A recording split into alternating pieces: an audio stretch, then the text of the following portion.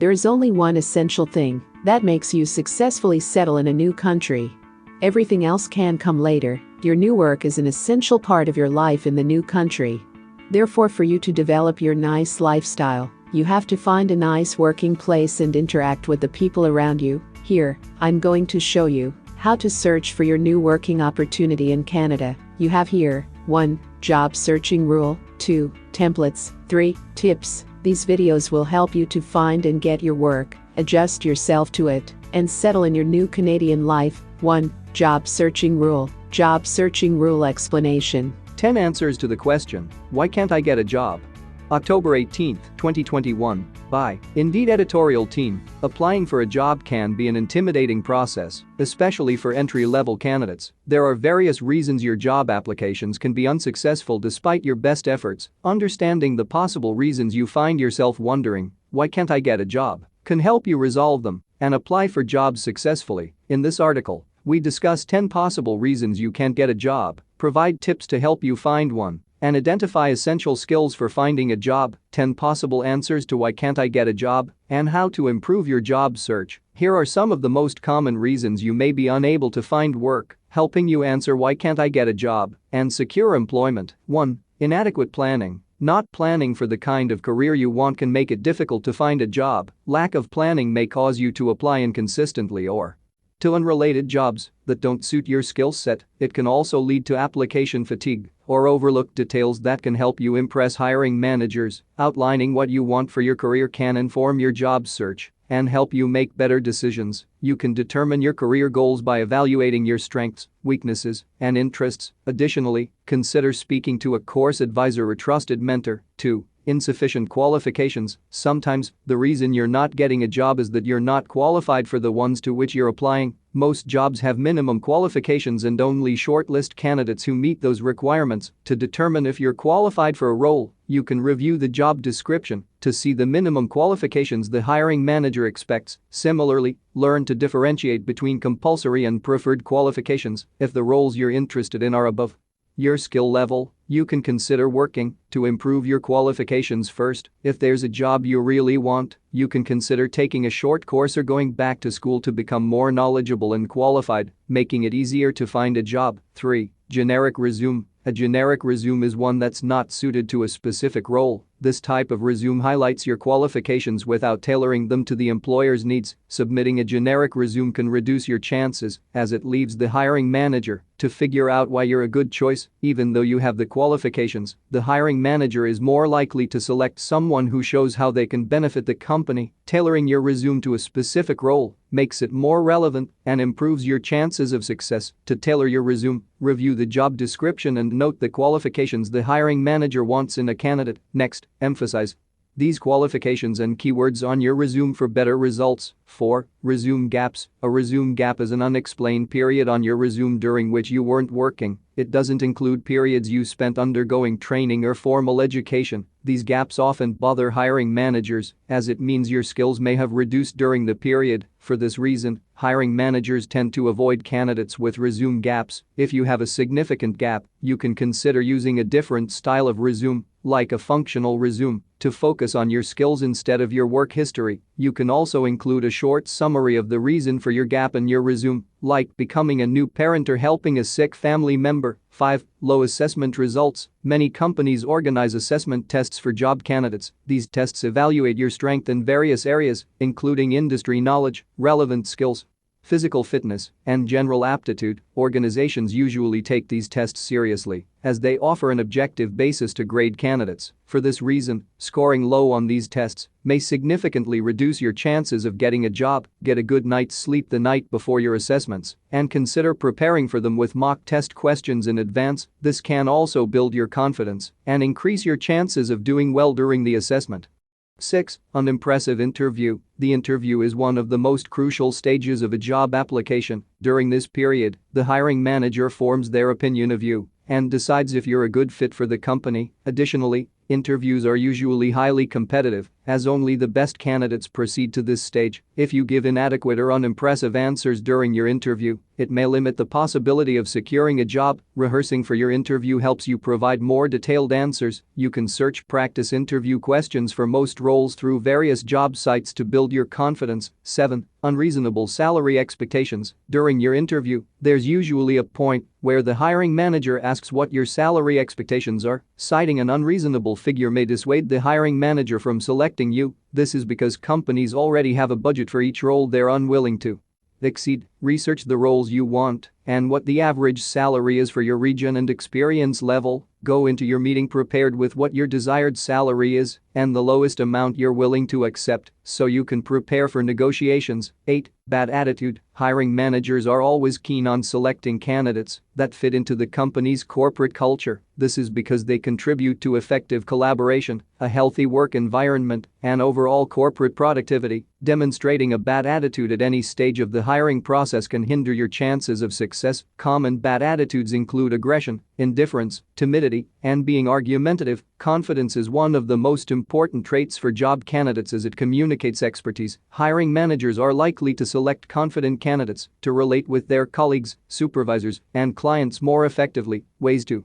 demonstrate confidence include speaking clearly, maintaining eye contact, smiling, and keeping open body language to appear more approachable. 9. Lack of attention to detail. Job applications that are full of errors or incorrect information can cause a hiring manager to prioritize other resumes over yours. It can make you appear unprofessional or give the impression that you don't care about the opportunity. Be sure to proofread your applications and consider having a friend or family member proofread it for a second opinion. Check your contact details, as it's possible that potential employers have tried to contact you but can't get through because the resume includes an old phone number or your email address with a typo in it. 10. Bad references. Simply because you worked with someone doesn't mean they're your best option for a reference. Sometimes, candidates fail to secure a job because their references give negative comments about them. This negative review can seriously damage your chances of success, even if the hiring manager intended to choose you. Building your network with like-minded people in your industry can help you gain helpful references and access to more job opportunities. For example, colleagues you meet and build a relationship with can recommend you to employers or give you helpful application tips. In addition, you can network by joining professional organizations and attending industry conferences or seminars. Essential skills for finding a job. Here are some essential skills that can aid your job search. Effective communication. Effective communication is the ability to convey information efficiently. This skill comprises both written, spoken, and non-verbal communication. It also includes the ability to listen effectively and understand what others are trying to communicate. The job application process has various stages that require effective communication. For example, you can use these skills to answer questions well during the interview. Similarly, you may need writing skills for assessment tests and creating a convincing resume. Persuasion skills. Persuasion is the ability to convince someone to take a specific action. You require this skill throughout the recruitment process, as your goal is to persuade the hiring manager to hire you. For example, you can apply your persuasion skills to write a convincing cover letter. They also require persuasion skills when answering interview questions like why are you the best candidate for this role or what makes you better than other candidates. Commercial awareness. Commercial awareness is the knowledge of relevant information, trends, and activities within your industry. During your interview, the hiring manager is likely to ask questions about relevant industry activities for which you require commercial awareness. It allows you to provide more insightful and relevant answers during an interview. This also helps you tailor your answers and resume to the company's needs. Interpersonal skills. Interpersonal skills are attributes you use to build and maintain relationships with others. These skills include your ability to be outgoing, approachable, and friendly. You can use your interpersonal skills to connect with the interviewer and make a lasting impression, improving your chances of success. Time management skills. Once you get past the resume and cover letter review stages, you can expect other recruitment processes to have time limits. This includes written tests and interviews. For example, you may have 20 minutes for your interview or 30 minutes to complete a test. Time management skills help you apportion your time effectively to make the best of each segment of the hiring process. Have the other related videos come to you? They will help you to move and adjust yourself to your new life here in Canada. You do not want to miss this opportunity to educate yourself. I wish I could say some nice words and cool you down, but here is the thing. You have to go deep into your practice to develop your skills to talk. We post here one video every day. Videos of English, French and on the Canadian job market. We teach you the basics of grammar, pronunciation, and vocabulary in English and French, also, to improve your chances to get a job in Canada. You can have this if you hit the subscribe button and bell icon to receive the other videos and increase your ability to speak and settle in Canada. Hit the subscribe button and the bell icon and go with us on this journey. Point 2, templates, texts. 7 elements of a written job offer, details and terms, October 18, 2021, by Indeed editorial team. A written employment offer is a formal invitation to accept a job. It determines various conditions and responsibilities of your role. If you accept it, understanding the right conditions to accept in a written employment offer can help you choose which job offers to accept and which ones to decline. In this article, we define a written job offer, discuss why it's important, review its common features, and explore when to accept, negotiate, or decline a written employment contract. What's a written job offer? A written job offer is a formal letter by an organization that invites a candidate for employment. It gives details such as the job description, management structure, salary, benefits, and other employment details. The job offer can also depend on the candidate completing additional steps, like a pre-employment drug test or a background check. If you accept the offer, sign it and return it as a formal acceptance of the job. You can make a counteroffer or decline if the offer includes information about the role or compensation package that isn't what you expected. Why is a written offer of employment important?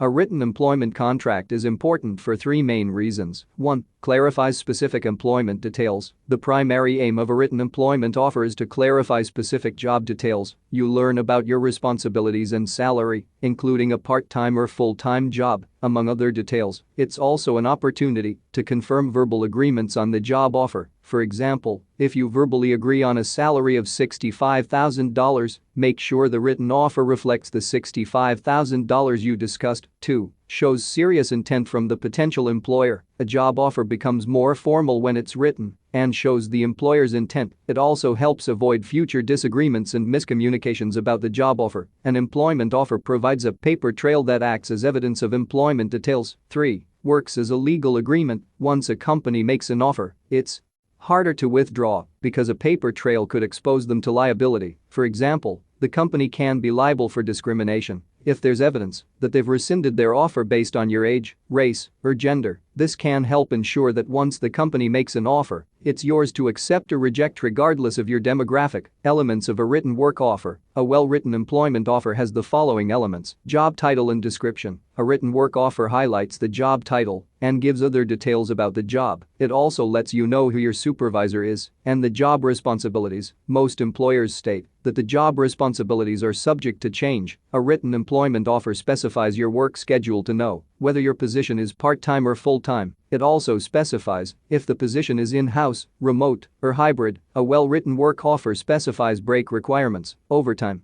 pay policies, and the organization's timekeeping process. Assess the letter to know if the position is exempt or non-exempt from overtime pay. Important dates. A written work offer specifies important dates of your employment so you can prepare for them. The hiring manager may discuss the dates in the interview, but it's easy to lose track without a written reference. Examples of important dates in an employment offer include orientation, job start date, performance management, and evaluation periods. Companies that have evaluation periods so that they have a culture that thrives on feedback and improvement. A written employment offer also features the expiry date. You can refer to the expiry date to determine how long you have to make a decision. Compensation benefits and terms. Compensation benefits and terms are important to determine the value of the work you do. It specifies your salary, pay, holidays, and paid time off. Some companies offer equity and benefits as part of the compensation.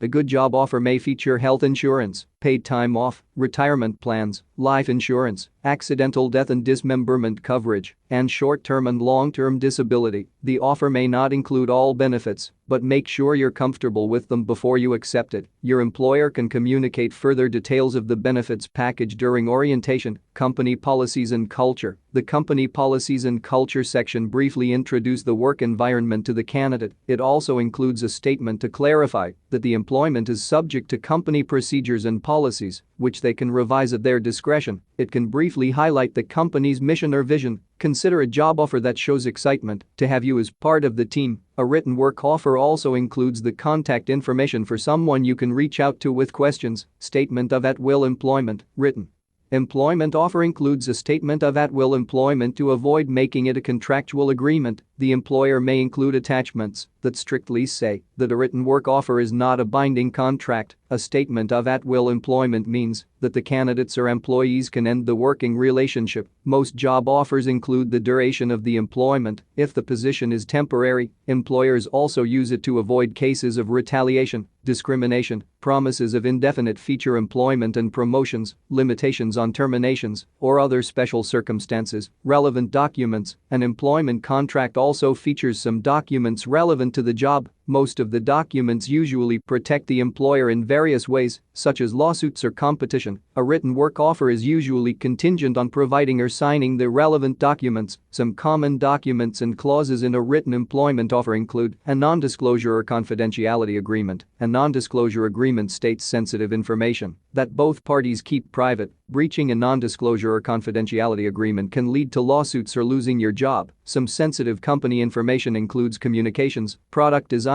financial reports, or other internal items.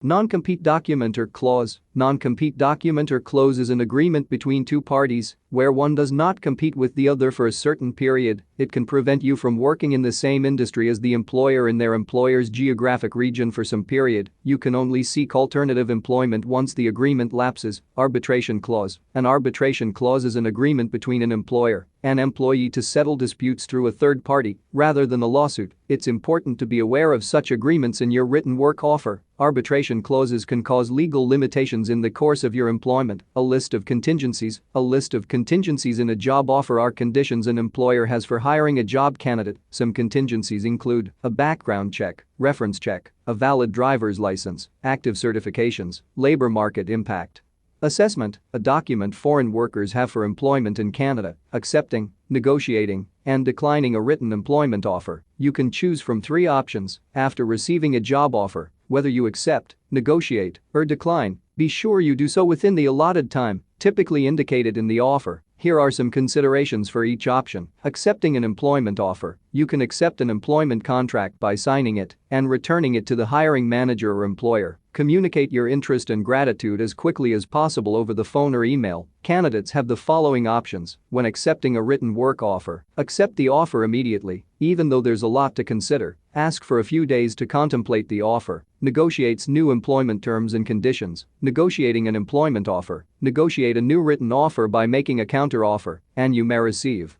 better employment terms. Conduct research to know your worth to ensure you get appropriate compensation or benefits. Ask for more information from the employer where necessary, and be wary of the deadline for responses. Call or email the hiring manager to propose and discuss a counter-offer. Some employers may state in the written offer that the terms are non-negotiable. If the terms are non-negotiable, you can either accept or decline the job offer. Declining an employment offer. Turn down an offer if you don't find the terms favorable and there is no possibility for further negotiations. Avoid feeling pressured to accept a job offer if it doesn't suit your interest or goals. Be polite and professional when declining a job offer to avoid damaging relationships. Some candidates may fail to respond to a written employment offer if they find the terms unfavorable, potentially damaging future relationships. Write a formal letter to decline it. Job offer and thank everyone for facilitating the interview process. Some of the specific reasons to turn down a job opportunity include salary and benefits are below market average, organizational values differ from personal values, work life and personal life fail to balance, job doesn't further your professional and personal goals. Get all the videos and you can increase your knowledge on how to contact your future employer in Canada, how to write a nice resume and cover letter, and to search for a nice job. 3 tips, free tips. What to do after an interview. with interview tips, October 18, 2021, by Indeed editorial team. Employers often use interviews to determine the best candidates for a job. When interviewing for a role, your actions after can be equally important as the actions you take before and during. Learning more about what to do after an interview can help make you more effective in the job application process and increase your chances of getting hired for a role. In this article, we explore what to do after a job interview, discuss why the period after one is important, and review tips for a successful interview. What to do after an interview for a job. Here's a list of what to do after an interview for you to consider. Ask how to follow up. Most interviewers finish the session by asking if there are any questions. It's at this point that you may ask about the next steps. For instance, you may ask if there's a second interview, the longest time they can take before deciding, and the method of notifying candidates about the results. This can help inform you about how long to wait after the interview for their decision. Consider asking for a business card from the hiring manager, as it's an easy and professional way of obtaining their contact information. Reflect on your performance. Attending interviews can help you develop skills you can use in the future, even if they don't select you for the role. To improve your skills, assess your performance in the last interview. Record the questions and your answers to help your self-evaluation. It's also essential to write any other information you forgot to mention and consider including it in your follow-up email. The main goals of reflecting on the interview are to determine the effectiveness of your overall performance, determine the information that was missing, and explore how you can improve in the future. Here are a few ideas on how to evaluate your performance. Assess if you were punctual. Review your introduction. Evaluate your confidence and ability to remain professional. Reflect on your tone of voice and ability to handle challenging questions. Consider your body language and ability to convey your skills. Write key points from the interview. Writing important information shortly after the interview can help you remember key points. Any questions you still have, or anything about the role or office environment you wish to retain, be sure to mention these points in the subsequent interview or your follow-up note. If you meet people you may want to engage with in the future, you can record their names and contact information. Show gratitude. A thank you note is a simple way to express your gratitude to your interviewers for considering you for the role. To help your message be more effective, try to send it within 24 hours of the interview. Consider sending a handwritten note or an email. In your thank you note, thank the interviewers for the opportunity and their time. You can mention how you felt about the company culture or how your skills can benefit the organization. This is another chance to convince the interviewer that you're the best person for the role. Send supporting documents. Sometimes an interviewer may request that you send documents to them after the interview. These supporting documents often contain more information about you and can help the employer determine if you're the right candidate for the job. If your interviewer has made this request, ensure you send the documents soon after the interview to allow them to review them and perform the rest of their evaluation about your suitability for the role. Contact your references. References are people who provide the potential employer with another perspective of your character and qualifications. After finishing, consider reaching out to your contacts to inform them of the interview you just attended. You can also send them any important information you learned. If the interviewer contacts them for more details, be patient and anticipate the outcome. Waiting patiently for a response from your interviewer is a way to show respect, as they need time to make their decision and complete the hiring process. Try to anticipate both positive and negative feedback when they contact you. If the hiring manager decides to hire someone else, consider the situation to be a learning opportunity. Using the skills, information, and feedback you gain can help you become more effective in future interviews. Why the period after a job interview is important. Once you attend the interview, there are many other considerations before a recruiter decides on the best person for the role. They need time to determine whether your specific qualifications fit the culture of the organization. When interviews take place over several days or weeks, the interviewers may require additional time to meet and evaluate all the candidates for the role. After an interview,